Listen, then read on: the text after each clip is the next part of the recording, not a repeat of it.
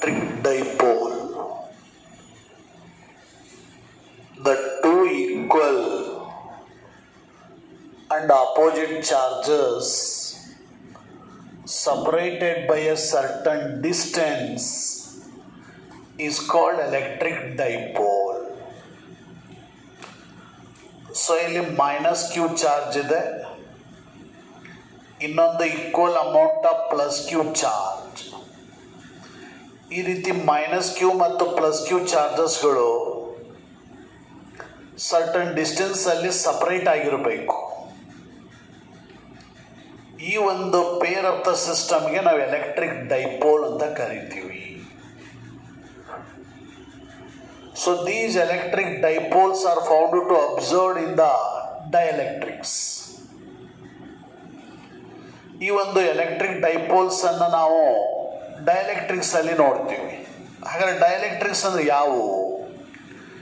The insulating materials which transmit the electrical effect without conducting are called dielectrics. ಇಲ್ಲಿ insulators ಅನ್ನ dielectrics ಅಂತ ಕರಿತೀವಿ. ಯಾವೊಂದು ಇನ್ಸುಲೇಟಿಂಗ್ ಮಟೀರಿಯಲ್ಸ್ಗಳು ಎಲೆಕ್ಟ್ರಿಕ್ ಎಫೆಕ್ಟ್ ಅನ್ನು ಟ್ರಾನ್ಸ್ಮಿಟ್ ಮಾಡಬೇಕು ವಿತೌಟ್ ಕಂಡಕ್ಟಿಂಗ್ ಅಂತ ಒಂದು ಮಟೀರಿಯಲ್ಸ್ ಅನ್ನು ನಾವೆಂತ ಕರಿತೀವಿ? ನಾನ್ ಕಂಡಕ್ಟಿಂಗ್ ಮೆಟೀರಿಯಲ್ಸ್ ಅನ್ನ ಅಥವಾ ಇನ್ಸುಲೇಟರ್ಸ್ ಅನ್ನ ಡೈಎಲೆಕ್ಟ್ರಿಕ್ಸ್ ಅಂತ ಕರಿತೀವಿ. ಸೊ ವಾಟರ್ ಆಗ್ಬೋದು, HCl ಆಗ್ಬೋದು, H2, O2, CO2, these are all examples for dielectrics. For example, water. So ಈ ಒಂದು ವಾಟರ್ನಲ್ಲಿ H2O, ಎರಡು ಹೈಡ್ರೋಜನ್ ಐಟಮ್ ಮತ್ತು ಒಂದು ಆಕ್ಸಿಜನ್ ಐಟಮ್ ಇದೆ. ಸೊ ಈ ಒಂದು ಹೈಡ್ರೋಜನ್ ಐಟಮ್ ಮತ್ತು ಆಕ್ಸಿಜನ್ ಐಟಮ್ ಅಲ್ಲಿರೋ ಪಾಸಿಟಿವ್ ಮತ್ತು ನೆಗೆಟಿವ್ ಅಯಾನ್ ಸೇರಿ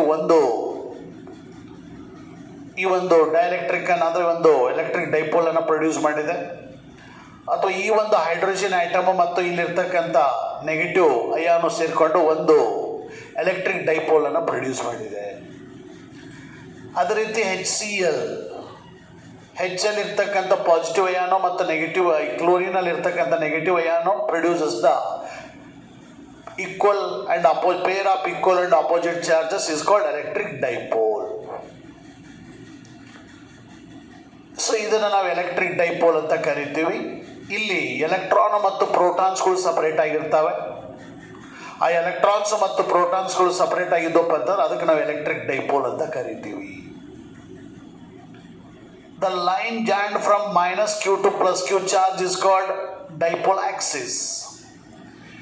ಆ ಒಂದು ಎಲೆಕ್ಟ್ರಿಕ್ ಡೈಪೋಲ್ ಅಲ್ಲಿ ಮೈನಸ್ ಕ್ಯೂ ಇಂದ ಪ್ಲಸ್ ಕ್ಯೂ ಚಾರ್ಜ್ ವರೆಗೂ ಲೈನ್ ಜಾಯಿನ್ ಮಾಡಿದ್ರೆ ಅದಕ್ಕೆ ನಾವು ಡೈಪೋಲ್ ಆಕ್ಸಿಸ್ ಅಂತ ಕರಿತೀವಿ. ಎರಡು ಚಾರ್ಜಸ್ಗಳ ಮಧ್ಯೆ ಇರ್ತಕ್ಕಂಥ dipole length is denoted by 2a. Minus Q ಮತ್ತು ಪ್ಲಸ್ ಕ್ಯೂ ಚಾರ್ಜಸ್ಗಳ ಮಧ್ಯೆ ಇರ್ತಕ್ಕಂಥ ಡೈಪೋಲ್ ಲೆಂತ್ 2a ಇದೆ. ಸೆಂಟರ್ ಆಫ್ ದ ಡೈಪೋಲ್ ಇಂದ ಯಾವುದಾದ್ರೂ ಒಂದು ಚಾರ್ಜ್ ವರೆಗೆ ಇರ್ತಕ್ಕಂಥ ಡಿಸ್ಟೆನ್ಸ್ a ಇದೆ. So a is the semi dipole length and 2a is the dipole length. ಹಾಗೇನೆ the straight line passing through the two charges of the dipole is called axial line. ಯಾವೊಂದು straight line ಆ ಒಂದು ಡೈಪೋಲ್ನ ಚಾರ್ಜಸ್ಗಳ ಮೂಲಕ pass ಆಗುತ್ತೋ ಅದಕ್ಕೆ ನಾವು axial line ಅಂತ ಕರಿತೀವಿ. ಹಾಗೇನೆ the point on the axial line is called end on position. Axial line ಮೇಲೆ ಯಾವುದಾದ್ರೂ ಒಂದು ಪಾಯಿಂಟ್ ಅನ್ನು ಚೂಸ್ ಮಾಡಿದ್ರೆ ಅದಕ್ಕೆ ನಾವು ಎಂಡ್ ಆನ್ ಪೊಸಿಷನ್ ಅಂತ ಕರಿತೀವಿ. ಹಾಗೇನೆ the straight line passing through the mid point of the dipole and perpendicular to the dipole axis is called equatorial line. ಯಾವೊಂದು ಸ್ಟ್ರೈಟ್ ಲೈನು ಡೈಪೋಲ್ನ ಮಿಡ್ ಪಾಯಿಂಟ್ ಅಲ್ಲಿ ಪಾಸ್ ಆಗಿರಬೇಕು, ಜೊತೆಗೆ ಒಂದು ಡೈಪೋಲ್ ಆಕ್ಸಿಸ್ಗೆ ಪರ್ಪೆಂಡಿಕ್ಯುಲರ್ ಆಗಿರಬೇಕು. Dipole ಆಕ್ಸಿಸ್ಗೆ perpendicular ಆಗಿ mid point of the dipole ಅಲ್ಲಿ pass ಆಗ್ತಕ್ಕಂಥ ಈ ಒಂದು ಲೈನ್ ಅನ್ನ ಇಕ್ವಟೋರಿಯಲ್ ಲೈನ್ ಅಂತ ಕರಿತೀವಿ. ಅಥವಾ perpendicular bisector of the dipole Axis is also called equatorial line. The point on the equatorial line is called broadside on position.